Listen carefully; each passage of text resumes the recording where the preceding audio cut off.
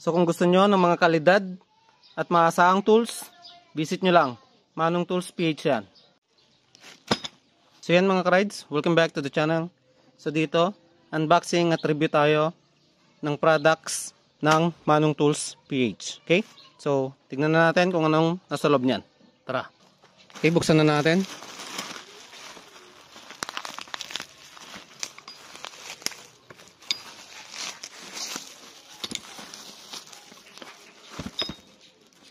Okay.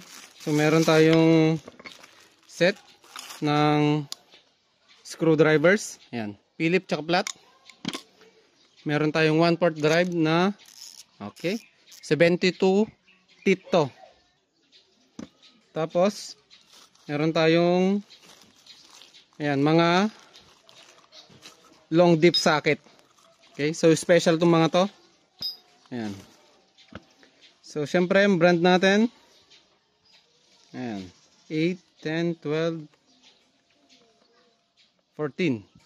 Ayan, Plyman USA.